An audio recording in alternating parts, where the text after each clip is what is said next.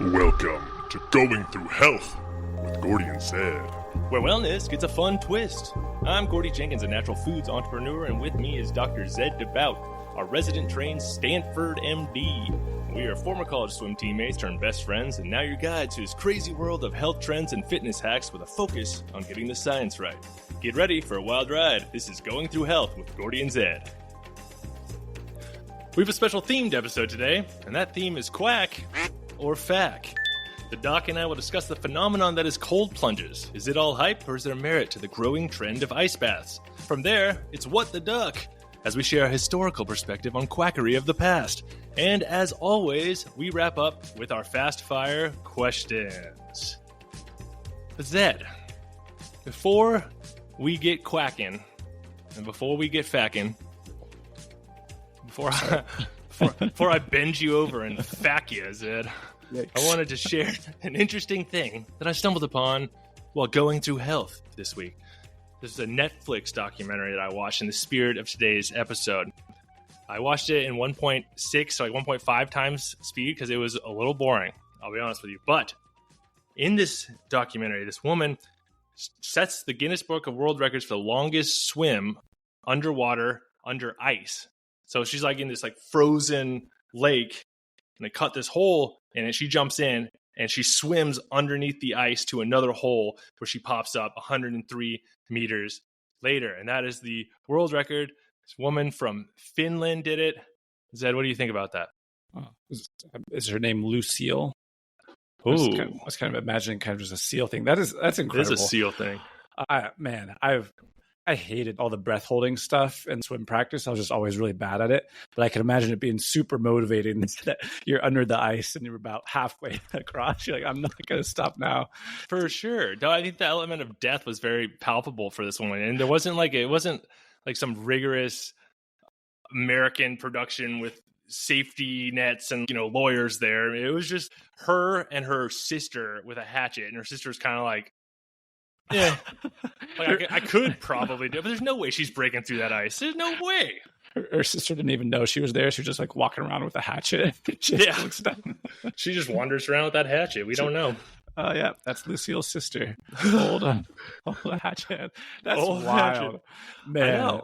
I know, it's crazy. It's crazy. And I specifically brought that one up to you because, like you mentioned, we've done a ton of underwaters. We've had a very cold experiences in the pool before. It really what it reminds me of, and I don't remember, or I don't know if you remember, but the 2010 training trip in Fort Lauderdale, Florida. Do you remember that? Oh, I remember. I still get anxiety nightmares about that training trip. Like I'll get these dreams where I really don't want to go to training trip and I'm trying to figure out how to tell coach I can't go or trying to think of a good excuse and like super stressful. But yeah, that one is imprinted on my mind. Totally. No, it really was. And so like, I was just trying to think about this because I was like, that is the coldest I've ever been. I remember it was it was literally sub freezing temperatures in southern Florida. All the oranges were dying because they were all frosted over. It snowed. Like, we were at practice and it started snowing, and oh my gosh. And we were staying in a place that on the Yelp reviews refer to it as an African prison to try to explain to like what the quality of our lodging was like. Oh, and yeah, geez, man, that was an experience. I do have those nightmare dreams as well. Yeah, no, it's so vivid, and I remember just being like 4 to 8 of us to a room or whatever, and the prison windows, they were these jalousie windows. So if you don't know what jalousie windows are, they're basically glass shutters, so there's no insulation. You can't even really close them all the way. There's constant breeze through. So yeah, just imagining no windows in sub-freezing temps with with 5 other miserable people. It was so, and that reminds me of the other review that I read about the place that we stayed, which was it took forever for us to get into our room, and then when we finally got in there was a maid making soup with the microwave when we got in there. That should be us. We should be making soup in the microwave. No, I wish I could just stay up instead of waking up at 5 and going in a big van to the coldest pool ever. There are a few worse feelings, I think, like unless you're doing it on purpose. Well, not on purpose, unless you like don't have to do it. But then getting up, being extremely cold and being like, it's cool that I'm cold now, like all bundled up. I know I have to like take all of this off and get in the water and do a freaking swim practice. So Zed, I got the old journal out, and just to really get the firsthand journal entries from our days from January 2010. So I was wondering if I could read those to you a little bit. Please do. Permission granted. All right. So here's the first entry, January 11th, 2010. Roommates asleep. So freaking cold here. Morning practice / dry lands are brutal.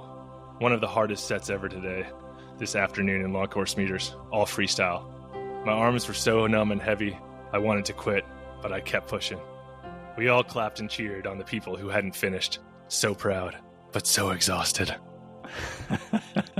That is very real. I'm impressed you had energy to journal. I was just facing ice cream. Oh, dude, I know, so brutal. And just just the pain and the mental, like the fortitude it took to get out on that cold deck every day and people getting hypothermia and stuff. All right. Yeah. How about, do you remember that? We actually had someone get hypothermia. Yeah, we had EMTs come, like an ambulance come, and freaking teammate. I remember he got out of practice to go to the bathroom and then passed out. And like they just found him like in the fetal position, like laying by the bathroom outside. I remember like knowing all that and still thinking, oh my God, he's so freaking lucky. Like I wish that was me. Dude, for real. Like just having like a temporary hypothermia issue, like any day. Any day. Give me I wish I was in a snug little ambulance right now. Well, we'd pull up to practice and just like praying that the lifeguard would be like, no, you guys can't swim. This is dangerous. The pool's actually closed. Yeah. Well, so this next journal entry kind of touches on this. So, getting ready for bed. We had a day off the other day and went to an arcade for way too long. We were so tired.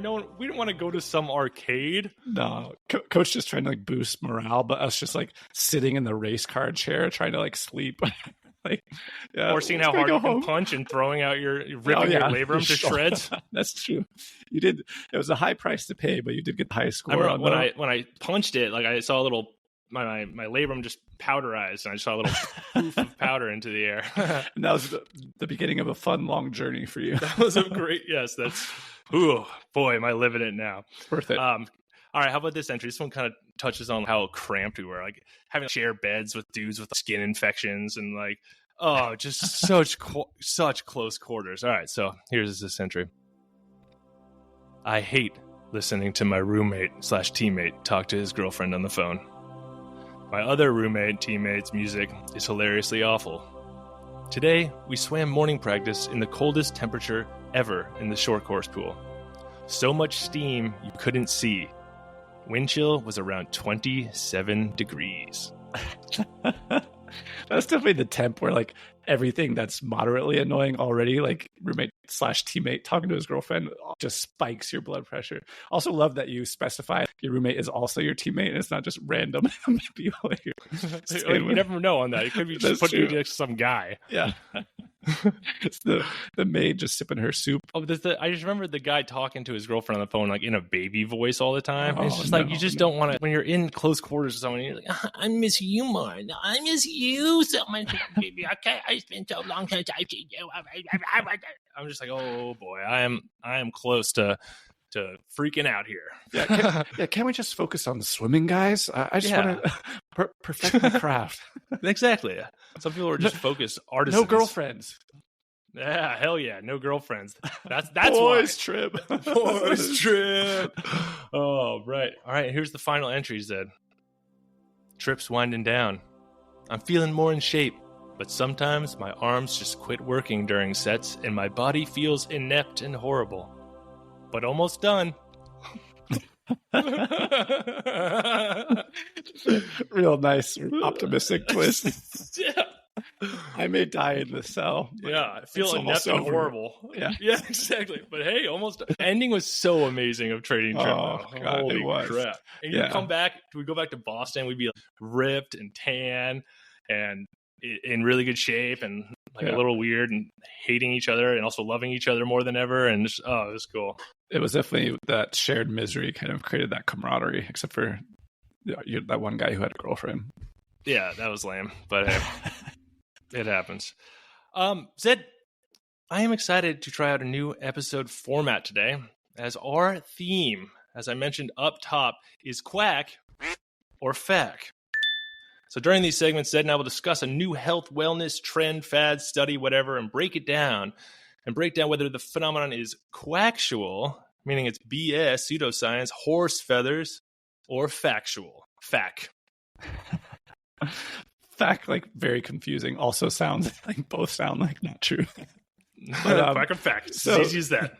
To borrow from psychiatrist and author Stephen Barrett of Quack Watch, you're not going to believe it, but this guy has a definition of quackery. What do you got? His definition is the promotion of unsubstantiated methods that lack a scientifically plausible rationale, and more broadly as anything involving overpromotion in the field of health. So that's a little bit too broad for us because a lot of overpromotion in health, even questionably cold plunges or cold therapy. But yeah, so we're going to dig into the science and stuff around the cold plunge today and ice baths in general. So does that sound good to you? That sounds great. Yes, we are. And as mentioned, we are discussing the cold plunge today and ice baths in general. And here at GTH said we are all about giving people topical information. And so when I saw that Men's Health had listed ice baths as the top health and wellness trend of 2023, I knew I had to talk about it here. It'd be fun to learn more because, hey, this has been going on a lot longer than just 2023, right? So why is it so popular now? And like, where did it all begin? So backing up slightly before 2023, the ancient Romans actually had this practice called the frigidarium. So there's use of these cold plunges in the Roman baths. They had these large cold pools where they'd immerse themselves after visiting the caldarium, hot bath, and the tepidarium, warm bath. Like, who's using the tepidarium? It sounds like the worst one. Yeah. Ooh, some nice tepid water. Yeah. Just lukewarm body temperature. But no, so they did it because they thought that like doing these different baths and this sort of early contrast therapy helped tone the skin, invigorate the body, and improved overall health and vitality. And so the frigidarium itself was actually this big architectural space, and it kind of it's thought that this demonstrated the importance of this whole cold plunge setup in Roman culture. So yeah, not so That's different. Really cool. Yeah. I wonder how they it'd be awesome to actually just see one of those. I know you'd probably see a lot of crazy stuff that you weren't expecting. It wouldn't just be like all just like the engineering of hot tubs and tepid tubs. I'm sure you'd see some stuff that would change you in these Roman baths. But interesting though. It's like really cool how culturally ingrained it was. Yeah. No, and I don't know, I would love to see, and there's some current versions, but yeah, we'll get into those a little bit later. But love a good bathhouse. I know that the Scandinavians, they have a long tradition of ice swimming, known as ice swimming, with that O and with the cross across it. Yeah, and it's sound. I looked it up. We have a Swedish friend, so it's fine. Well, actually, this is Norwegian and Danish, so it is not fine. So in Scandinavia, there's been a long-standing winter tradition of ice swimming. So participants cut a hole in the ice covering a lake or the sea even, and then they submerge themselves in the freezing water. And this is often followed by a nice trip to the warm sauna. And the belief is that this sharp contrast, as you mentioned, between extreme cold and warmth improves health, boosts mood, strengthens the immune system. And this tradition is super popular today. I was even on the Swedish tourism website because that's my homepage. And and I saw that it's right there. They're advertising ice swimming right smack dab on their tourism page. So it's a thing. Weren't you telling me that your dad, who's not even Scandinavian, used to force you guys to ice swim when you were little? Every January 1st, we would go down to, we lived on a lake at my dad's house. And so me and the boys, Buck, Bri, Bones, Briefcase Joe, all of us, we would go down and we'd cut a hole in the ice with an axe and we would jump in on January 1st. It was fun. It was cool. That's my experience with it. I would say you gotta cut a bigger hole though. I had a little hole and I just like jumped in, like scraped my chest and my back, just like all over on the jagged ice. And so it was just like a lot of an experience. But always had the one designated friend with the hatchet in case. That's right. Trouble. Yeah. In case I just try to set a record on him. Hey, I'm going. No, don't do it. No, you can't stop me. Well, it's not just the Scandinavians and the Romans that have all the fun. So there's this Japanese Shinto practice of misogi. And so it's the more of like this ritual of purification, but it does involve immersion in cold water. So that it can be like rivers or waterfalls. But so basically they'll go on sort of this hike or whatever to the cold water source. And then the participants they'll often go in robed, which I think sounds incredibly uncomfortable. Yeah, that sounds gross. Just like nice wet robe. Wet cloth on you is not a good feeling. Especially, they also do the ocean. So just wet salt water, just kind of chafing on your way home. You say chafing? Yeah, seriously. Someone's sandals just squeaking and driving you nuts. Chevy chafe with it. But no. So it's, again, similarly, it's believed to purify your mind and body. It allows practitioners to approach sort of the divine with a clean spirit. And so there's other elements of purification, such as fasting and meditation involved. But yeah, I can totally see though CEOs or like Silicon Valley doing a version of this. Oh, absolutely. Yeah, absolutely that. I'm sure it's going on right now. They're little like Google robes right into the freaking, like, totally. Well, there is also a religious component to ice baths, Zed. The Russian tradition of Epiphany bathing. This is the Orthodox Christian practice of dipping into ice water on Epiphany, and Epiphany being January 19th, the day that Jesus Christ was baptized according to the Julian calendar. Hail so Caesar. That's Epiphany. So participants walk their Russian asses out onto the ice. They cut a cross-shaped hole into the ice of rivers or lakes or whatever, and they dip themselves 3 times into the water, often making the sign of the cross. And this practice is believed to cleanse the soul of sins and bring good health for the coming year. And despite the freezing temperatures, thousands participate in this tradition annually. Huh. Cross-shaped hole. You like that? Yeah, you got to be cross-shaped to get in. Yeah, it's just puzzle like math. Holding your arms in like the wing T. It's kind of doesn't sound enjoyable. Yeah. Me being like the little villager that's like, I've had an epiphany. How about we do this in freaking Hawaii? How about you shut up, man? Okay. It's very good for you. It's barely cold. Quit crying. Thanks, Rasputin. I'm not cross-shaped like the rest of you. Yeah. Oh, that poor guy's just going to have to roll his way home. So, like we said, it's not new, Zed. So why, oh, dear Lord, why are we seeing such a huge growth in popularity today? So I think it's partial. I think a few people, namely, have really popularized it, and it's caught on among other influencers in the health kind of space in general. But if you haven't heard of Wim Hof, the Iceman, he's been all over for like a long time, and genuinely such a character, but also really seems like he's at the highest level of Maslow's hierarchy of needs. Just seems so very like super content and happy. Yeah, very self-actualized. But it's wild. So he does a lot of the cold exposure, and he used to, I think, have a record for an ice swim, and he's done, like, he has records for marathons or hiking, basically in his underwear, like in these ice covered mountains. And but yeah, just wild. So he's a crazy mofo. His name's Wim Hof, WIM space HOF, which I think looks like his name was William Hoffman, but those letters froze off. It's an easy way to remember it. but no, so you can find all his stuff online, and he has a book and stuff that goes into all of the reasons he does it and how he got into it. And he has his followers, and they go on these big field trips and climb ice mountains and do cold plunges together. And he's also tried to incorporate a more scientific does Wim Hof have like sex with all of his followers' daughters and their wives, or is he just kind of is he more of just a trainer, unless does he not have the culty sexual thing going on? If he has the culty sexual thing going on, I haven't gotten to like that part in the book. Maybe that's something that happens like once you're there. But from the outside, it looks pretty kosher.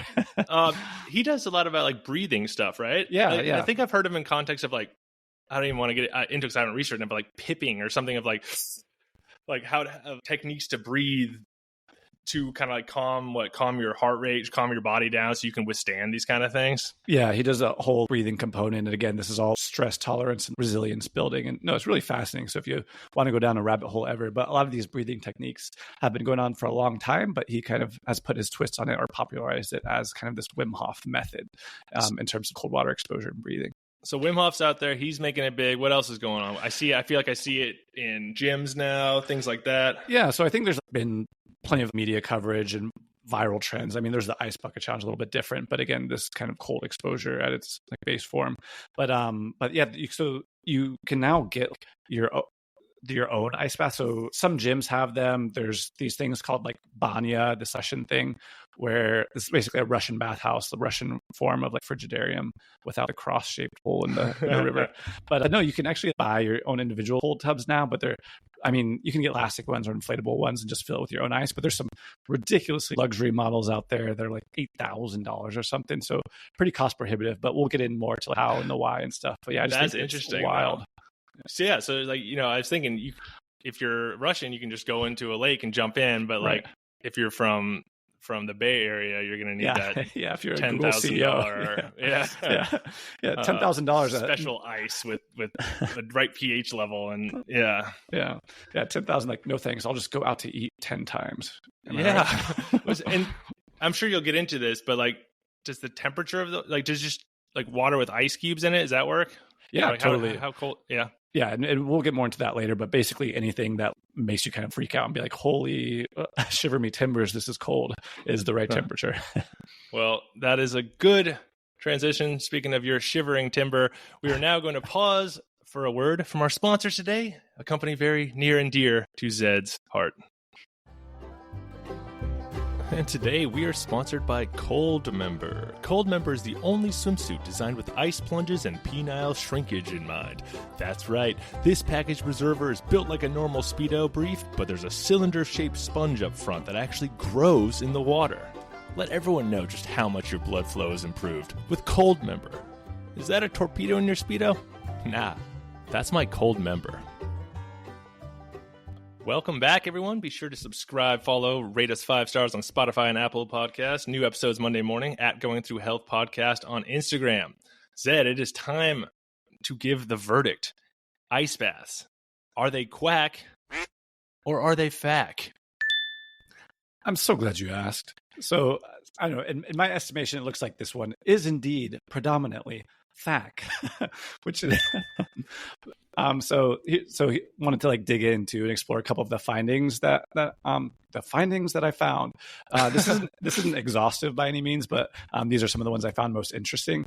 But I first wanted to start with this concept of hormesis, which basically means that small amounts of what don't kill you make you stronger. So it really, if you break it down, it's this biological phenomenon where a low dose of a potentially harmful agent, such as like a toxin or a stressor or a cold plunge, induces this sort of beneficial adaptive response in the host organism. So that's so cool. That concept is so cool because you always hear that more of just like as a adage or just like a saying, an axiom of like, what doesn't kill you make you stronger. But it's interesting to think that there might actually be some scientific basis to that. And like even when you're describing it, it kind of sounds like even just like working out, like micro tears, little small tears in your muscles to make them stronger as an adaptive response. I just think that's I don't know, it's interesting. Exactly. And I think the key modification of that expression, what doesn't kill you, it makes you stronger, is really the volume or the amount part. It's really this dose-dependent relationship where you get these positive results at low doses, but what doesn't kill you can still really harm you or eventually kill you in large doses. So, right. So, but you see it in various contexts. So like pharmacology, toxicology, like you were saying, exercise physiology. But again, just mild stressors can enhance our resilience and overall health. Yeah, I was looking up that hormesis or hormesis, if you're slutty.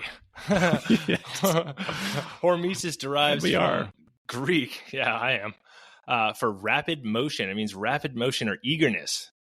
And it has the same Greek root that HORM that is in hormone as well. And that's why the excitation is connected there. A little etymology for you.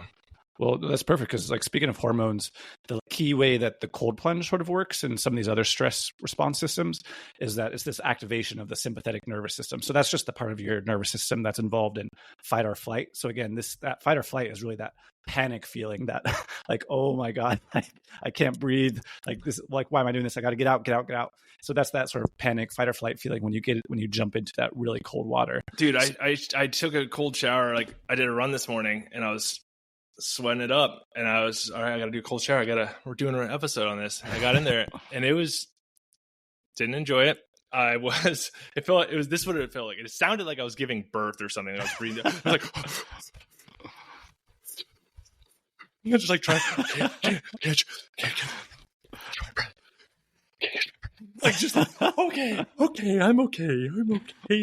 Like, just all right. It was not relaxing, I'll tell you that much.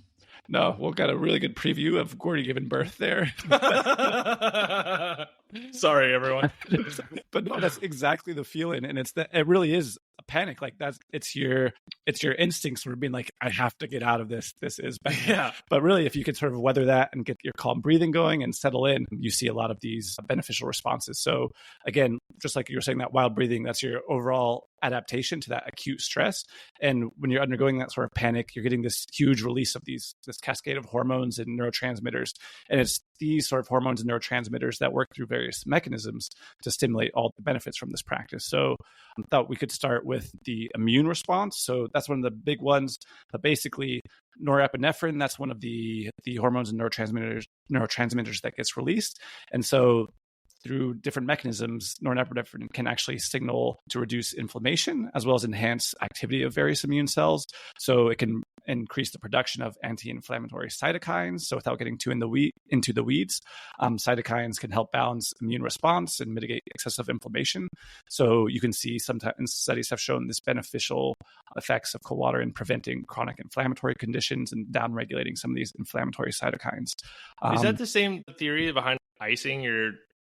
Is that different? Is this a different mechanism? Is this more of like the hormesis rather than like a physical cooling, like icing your knee after a run? Are you trying to... that's a different thing. My understanding is it's the same mechanism, but sort of like with different purpose in mind. And there's longer term benefits beyond just the temporary sort of anti-inflammatory processes of icing the leg. So the icing the leg is more of that sort of direct acute inflammation, but these downstream mechanisms can also have longer term effects and sort of modulate how your immune system responds to stressors. So, for example, you see this upregulation, this increase in count and activity of leukocytes, which are the white blood cells in your immune system. So this can include like an increase in natural killer cells, which coolest cell name, natural Super killer cool. cells, and then other lymphocytes and monocytes. So those all play important roles. But a couple other related interesting findings that I came across. So there's this reduced incidence of respiratory infections associated with cold water immersion. And then they all have also seen, studies have shown that the immersion can improve the functional capacity of immune cells. So not just like the number, but increasing the phagocytic activity. So that's just the immune cells consuming or eating the other bad cells that they're targeting, as well as enhanced like cytotoxic, so cell killing properties of the natural killer cells. So pretty wild. That is, I mean, that's super cool. And so it kind of makes like the old timey, old folksy wisdom that don't go outside, you're going to catch a cold if it's cold or wet out. It sounds like, oh, don't fall in that river, young Petrov, you're going to catch a cold. And he's like, no, this is how I live, baby. And there's the component of that that's true is that those stressors like falling into a cold river or being out in the cold too long in large amounts can really harm your so it's the volume question again. Exactly. Right? So that can sort of tank your immune system, and so then you can have these resulting negative effects. But in these small amounts, you're actually building that resilience. So cool. that was the immune system. And then mood was one of the other things that I found fascinating. So again, it's through this similar mechanism of activating the sympathetic nervous system, but this same sort of neurotransmitter cascade and endocrine cascade can boost sort of these signals that result in better mood and cognitive function. So it's been associated with significant improvements in mood, as well as reductions in symptoms of depression and anxiety. Kind of wild, like you can just jump in cold water regularly and really see sustained mood That's what I enhancements. felt, man. When I on that, I was joking about how I scrape my body up, but like that really did hurt, but I got out of the water and it was cold before I got in, but then I just felt great. Like I got out and I was still standing in 30-degree ambient air after jumping in frozen water. And I like felt warm. I felt good. I felt tingly, like full and kind of like, I don't know, just like very like energized and warm in a weird way, just like kind of this warmth of energy. And we felt good. So it's kind of a cool, I totally can see that. I bet that's what was happening to me. And a big part of that feeling is probably this dopamine spike, which occurs and actually is a very prolonged dopamine spike for multiple hours post this cold exposure. So definitely has you feeling good. And if you're out of coffee, hop in January 1st, Gordy's Lake, and we'll fix you up. And we'll give you coffee. And we'll give you coffee as well. we'll serve coffee. So in addition to those dopamine and norepinephrine, there's also this stimulation by cold water of endorphins. So those are the naturally occurring opioid-like neuropeptides that our body produces. And so these are those natural painkillers, mood elevators, and those are also involved in sort of that well-being and euphoria. So these are the same sort of compounds that are involved in the runner's high. So you are kind of describing a plunger's high when you talk about your experience. Plunger's high. Yeah. That sounds like the thrill like a plunger gets after it clears the toilet. Yeah, just like I'm on plunger's high. Put me back in the corner. Give me a cigarette. It's like no, I'm blank. All right, I'll move on. You're totally right. We'll circle back. But so also the cold water immersion can reduce, talked about how it can reduce those levels of pro-inflammatory cytokines. So those are also involved in mood disorders like depression. So a similar mechanism, but why cold water not just affects the immune system, but also can improve both the mood and cognitive function. So that's immune system and mood. And then the third thing that I found really interesting was the effects of cold water and immersion on metabolism and specifically mitochondrial health. So it's been shown to increase mitochondrial density and function in tissues such as BAT, so that's brown adipose tissue, as well as skeletal muscle. So brown adipose tissue, BAT, also known as brown fat. So that's this type of body fat that helps regulate temperature. It's made of these small cells that contain like a ton of mitochondria. And so it's that amount of mitochondria that also contain iron that give brown fat its brown color. And I think I've heard of like polar bears having a lot of brown fat or something like that in some context. Could be, yeah. I know less about polar bears than I would like to, but it doesn't surprise me at all given their ecosystem and adaptation. So I imagine it's very similar. So, and again, brown fat, it's different from white fat. So what we normally think of as fat is white fat, and that stores energy, whereas brown fat is burned to produce heat. So they call it thermogenic fat.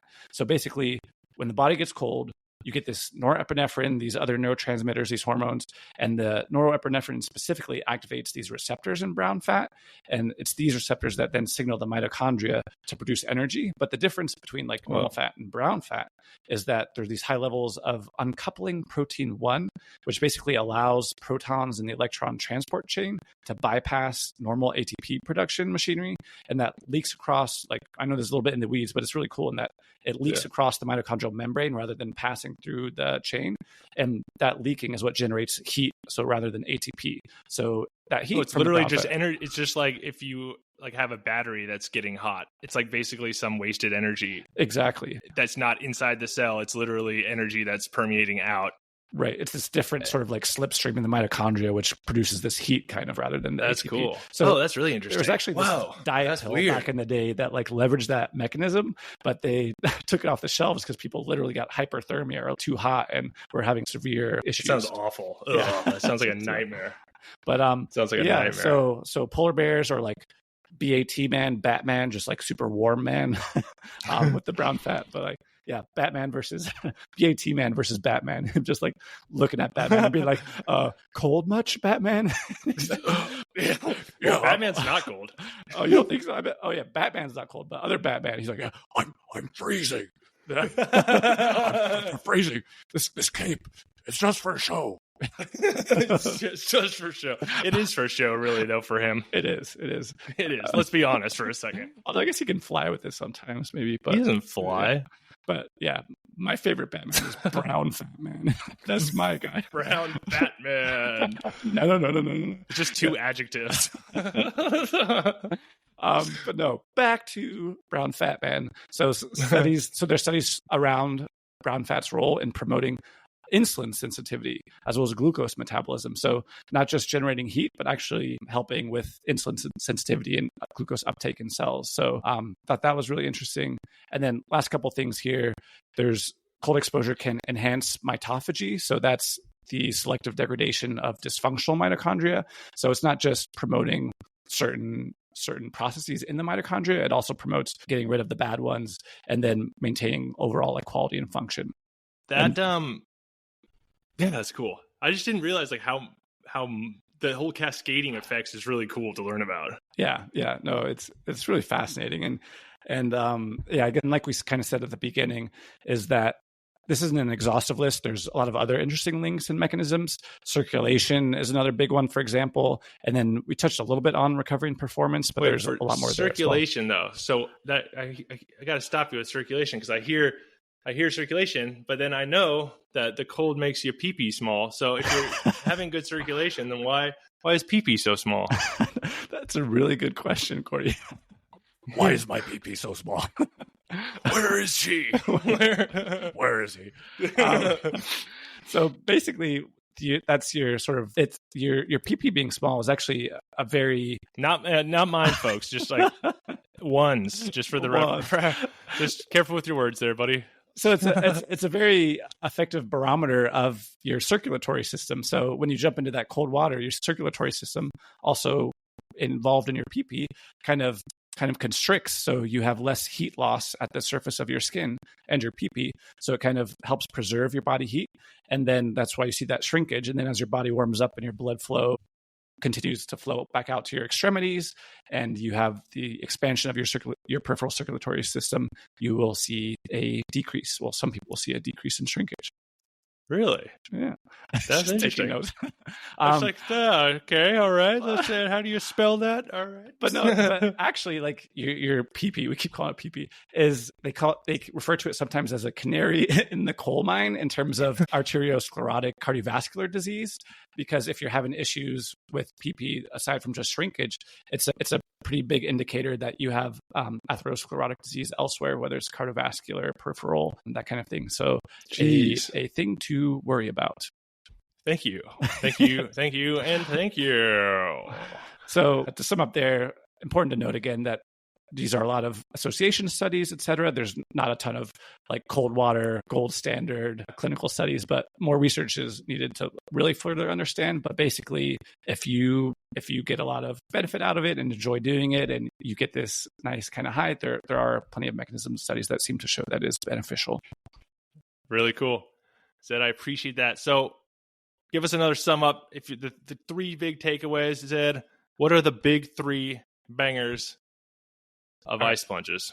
All right. Big three bangers of ice plunges. So number one, why take the plunge?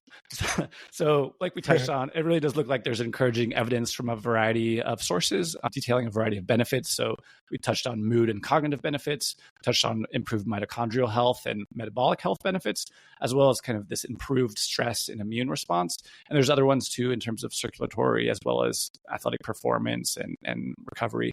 But yeah, so those are the big ones. So number one, that's why take the plunge. Number two, how to take the plunge. You might be asking. You can either start gradually. I see a lot of sources say start gradually, begin with tepid water and gradually decrease the temperature. And so this would be in the shower. So decrease the temperature over days or weeks to allow yourself to acclimate. But I mean, I'm one of those people that's like, just go for it. I don't think it really gets easier. Acclimation, isn't that like defeating the purpose a though? little bit. I mean, you do get a little bit used to it eventually. Like, I don't know if you ever really get used to it because you always get that birthing, breathing kind of thing if you're doing it right. But you are like more prepared for it. And I do feel like there's a switch where it starts feeling good and you look forward to it. But I do look forward to that switch. All right. But it's up to you whether you want to start slow or gradually increase. But a great way to start is just cold shower. My shower actually doesn't even get that cold here, but Hawaii problems. Yeah, very much so. But you can start with like, I don't know, just like a minute or two at the end of your shower, switch it to cold and you'll be raring to go. But that's like a very cheap way. But there is such a thing as too much. So as you gradually increase the amount of cold exposure or you do cold plunges rather than just the shower, like hormesis is a little stress, a lot of stress. If you're in a cold plunge for 10 minutes, you can really tax your system and you can do harm. So it's just something to remember. In terms of temperature, so without getting too prescriptive, as long as you're getting that like, oh shit, panic feeling, it's probably cold enough. But I think low 40 seems the consensus good goal to strive for. Then consistency, I think, is like so many of these things is such an important factor. If you can incorporate them into your weekly routine, like I would ideally like to do them in the morning just to get my day rocking. But also whenever I'm hot, it's very easy to do. So whatever works for you and is something that you'll be able to like do behaviorally. And are you doing the 1 to 2 minutes? You're not chilling in there for a while? I did like one that was like 10 minutes and because I was just really pushing myself, but genuinely felt pretty like run down afterwards. And I noticed like a dip in my recovery. So I think there's a sweet spot where, again, you're not getting too much stress. Yeah, interesting. All right, so that's why I take the plunge, how to take the plunge. Last one, where to take the plunge. So talk about the shower is probably the cheapest, easiest, most accessible. Natural bodies of water, so ice lake with a hatchet, river. Not everyone has proximity or maybe the swimming skills, so don't go alone. Like be smart. Again, yeah, I think that you're a river swimmer. Oregon's got some cold rivers, I'm sure. Yeah. So actually, there's this one river. All the rivers close to me are all like ice and snow runoff, but this one river is super cold because it's actually formed from runoff that travels through all these like magma, like lava tubes from a not currently active volcano. But so yeah, it's super fresh ice water that's traveling down through these tubes, so it doesn't get shaded or it doesn't get the sun or really heated up. So it is spicy cold. But yeah, I have really fond memories of jumping in growing up and just like can't breathe, doing the doggy paddle because you forget how to swim. So no, and then we talked a little bit about the commercially available units. Then there's also spas and bathhouses and frigidariums. And actually you see them popping up more in like gyms and performance and recovery studios. So if you can find one of those at a decent price point, it can be a good option. Now that's healthy. That is healthy, Zed. Well, Zed, it's time for a new segment today, which is What the Duck. We will take a look at some historical quackery.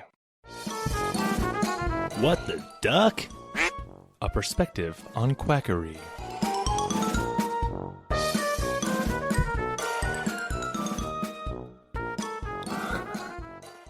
All right, Zed, reading this article from the Pharmaceutical Journal, the term snake oil describes any BS pseudo-medical remedy promoted as a cure for various illnesses. Like we know, like snake oil is like the term for like some quackery. You know, it's like, oh, that's snake oil. He's a snake oil salesman. Oh, there's snake oil on my shoes. I don't know, whatever you're gonna say. So yeah, that is the term snake oil salesman refers to someone who peddles such quackery. So in America in the 19th century, snake oil was commonly promoted as a cure-all. And this was actual snake oil. This was supposedly produced by boiling rattlesnakes and then skimming off the oil that rises to the surface. And this was actually like inspired by a lot of like Chinese workers who were in America at the time. And they were actually like, you know, using real rattlesnakes and boiling them. I don't know how you boil your rattlesnakes, Zed. Do you boil them or are you using the crock pot or what? No, I go al dente in kind of an open sort of large pot. Good, that makes sense. So, but back then you would skim off the surface of the boiled rattlesnake as you do, and you collect that oil. But eventually, dudes found out a cheaper and like more shady way to make this, not involving real rattlesnakes. So, sales of this alleged rattlesnake oil, snake oil, started proliferating, started increasing. So they would just substitute whatever the hell they wanted in there. And it was in 1915 that finally the U.S. government ordered the analysis of a very well-known product at the time, Clark Stanley's snake oil liniment. And like Clark Stanley, he's got either two first names or two last names, really depending on how you look at life. So the analysis of Clark Stanley's snake oil liniment was found that the main constituents were a light mineral oil, petroleum product, mixed with about 1% of fatty oil, which is probably beef fat, capsicum, and possibly a trace of camphor, which is tree bark, and turpentine. So like flavored oils like terpenes from like organic chemistry, like we're talking about. So sounds like it's like a flavorful hot sauce, essentially, what they're trying to push at you with beef fat in it. And if you know anything about snakes or cows, you know that they're very different animals. That's so bizarre because like I always thought of snake oil as being the bad stuff, like, oh, snake oil salesman, like it's fake stuff. But it sounds like the actual snake oil was the good stuff, and it's the Michael Clark Stanley. It shit stinks. Yeah, that's a good point. So since the product contained no snake-derived oil, Stanley was taken to court and found guilty of misbranding and misrepresenting the product. He was fined $20. And this article, this pharmaceutical journal, was from 2015. You know, at GTH here, we like to live in any year we want. And so this article is from 2015. And then I was like, oh, crap, it's 2024. It's saying, oh, he got fined $20. That's the equivalent of $430 in 2015. I'm like, oh, shit, Zed. And then I started getting the panic feeling of hormesis. And I'm like, oh, no, how much is inflation increased from 2015 to 2024? All right, Zed, $430 in 2015 is $550 today. Yay. So depressing. That's so fun. All right. But hey, anyway, Clark Stanley got hit with that fine of $20 or the equivalent of 550 buckaroos today. But I thought you would find this interesting, Zed, that there is some legitimacy to what snakes can offer. And I think we just need to sit down and listen to them for a little bit. Snake venom is the root of one of the most common types of blood pressure medications, the ACE inhibitor, or angiotensin converting enzyme inhibitor. And typically, these are meds that end in the ending pril, P-R-I-L, like lisinopril or captopril. And the active ingredient in this medicine was extracted from the venom of the Brazilian pit viper. The Brazilian pit viper. People for centuries in Meso and South America were working like workers in the fields, would get bit by these snakes, and they would lose consciousness due to a severe drop in blood pressure, and they would pass out. Can you imagine you're a high blood pressure individual and your doctor's writing you this prescription and he's like, first of all, I want you to go to Brazil. And you're like, okay, I'm liking this so far. I want you to find a pit viper. That's all right. I want you to kiss him. So for the nerds, or for you, Zed, thank you. Pit viper venom was naturally a potent inhibitor of the angiotensin converting enzyme that would generate angiotensin 2. So by inhibiting the ACE enzyme to generate angiotensin 2, it ended the chain that would eventually generate aldosterone, which is a hormone that controls the balance of water and salt in the kidneys, and is often a root of high blood pressure for people. So in the 1970s, they started trialing snake venom as a blood pressure medication, and now, Zeddery, it is one of the most commonly prescribed hypertensive drugs on the market. Man, I wonder how long it took before they could synthesize it, and there some poor guy's job was go harvest these pit snake vipers. Milker. Yeah. I know. Almost as good as the rattlesnake harvesting job. I know. Well, snakes just don't really play as big of a role as they used to in my my diet medications. I'm gonna have snake tonight. You know? Yeah, I haven't had snake in a while. Well, I hope it's good snake oil and not freaking Stanley. Not Clark Stanley's. Yeah. Oh, Zed, I know you know what that music means, mi amigo. It is time for the fast fire questions. Gordy and Zed's Fast Fire Questions. That is right, Zed. And as always, we like to kick things off with our first question, which is, would you rather? Would you rather? Zed, would you rather only have cold water or hot water for the rest of your life? So meaning as soon as you reach for a glass of water, it turns the temperature 35 degrees or 100 degrees. So if it's cold, it'll be 35 degrees, so it won't be frozen. If it's hot, it'll be 100 degrees Fahrenheit. And that everything will feel that way. Ocean temps, showers. What do you do? What would you like to do? Would you rather have hot water or cold water the rest of your life? All right, just one quick clarifying question, because I hate when people like ruin these by asking to me, oh, well, does that blah, blah, blah. But speaking of that, I also hate that. Don't mind if I do. So does this affect like cooking water? Like if you're boiling pasta or like cooking anything really, boiling any kind of pasta? I mean, what are you going to do? How are you going to boil it at 100 degrees? Go to Mount Everest or something? No.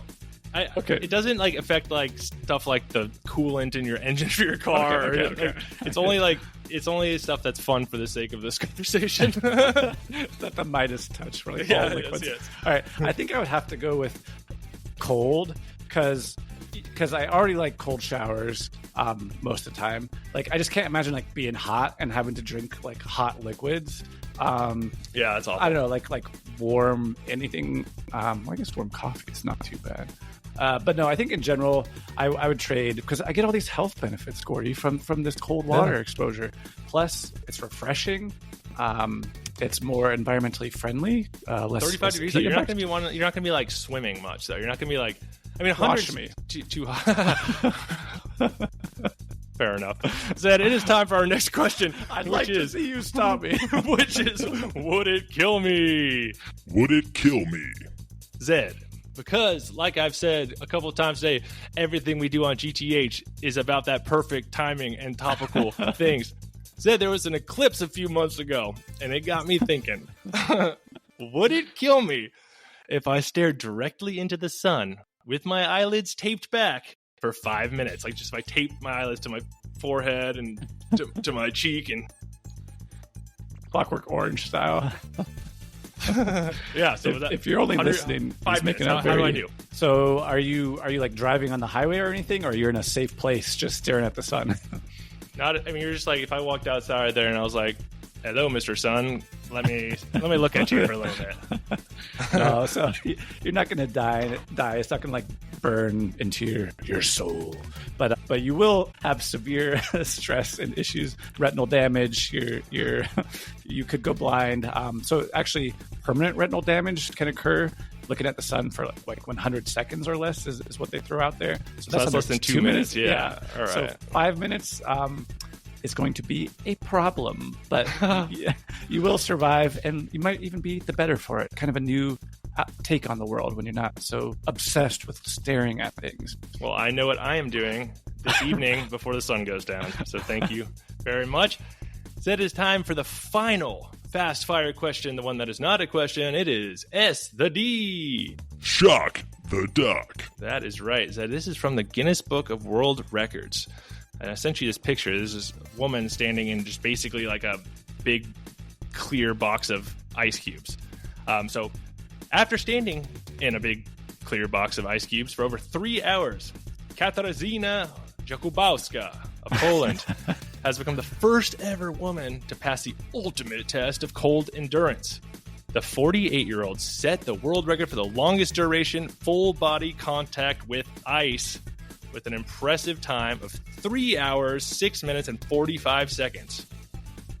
So, Wim Hof, the six-letter bandit himself, formerly held the men's record with a time of 1 hour and 53 minutes.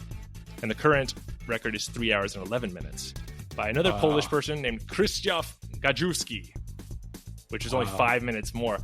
But Katarzyna, who actually works as a designer, attempted this record to test herself and to encourage more female participation in ice challenges.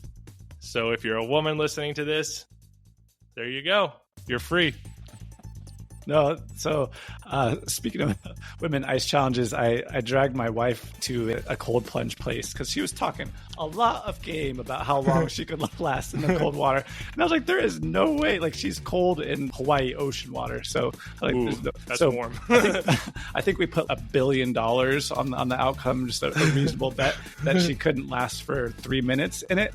And to be fair, she did way better than I thought she would. It wasn't close to like 3 hours or anything, but she's also not Polish. That's a big difference, yeah. I think that's the only difference. But she didn't do the full 3 minutes. But all right, but you tell me if this is cheating, and then I will tell her. she had her hands and feet out the whole time, which are like the most painful parts. So would you consider her fault on the challenge and owe me $1 billion? Or do you think was that's her head fair? out of the water too? I mean, at a certain point, you gotta draw the line somewhere. No, her head was under for 3 minutes. No, yeah, head was out. I don't know if that's cheating. I think there's plenty colder areas on my body. I think when I'm getting into a cold ocean, there's nothing worse than like mid quad. I'm not saying there's anything in between my mid quad and my belly button, but that area is very cold when I'm walking into cold water. I'm just writing down the time so I can edit this out, so I can show her a different version of this podcast. Oh, sorry. I mean, yes, it is cheating, and she owes you a huge apology. Thank you. That's all. I hope that wasn't too much to ask for. No, and thank you, Zed. Thank you for diving into the frozen unknown with me and going through health with Gordy and you. Listen each week on Spotify or Apple Podcasts. New episodes available early Monday morning. Follow us on Spotify. Give us those 5 stars, whatever's the most. Petition to get 6 stars and skew the data for us. At Going Through Health Podcast on Instagram, please follow us. We would love to have more followers.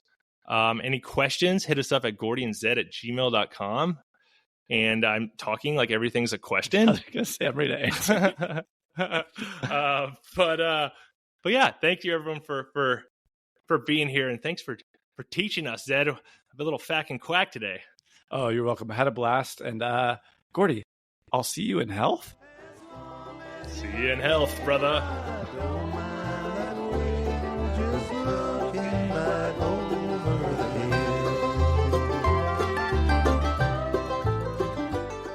Hey, this is Zed. This podcast is intended solely for general informational purposes and does not represent the provision of medical advice or the practice of any professional healthcare services. No clinician-patient relationship is formed. Nice try. And the use of the information provided or materials linked is at the user's own risk. The content of this podcast is not meant to replace professional medical advice, diagnosis, or treatment. Users should seek medical advice for any health issues they may have and should consult their healthcare providers for any such concerns.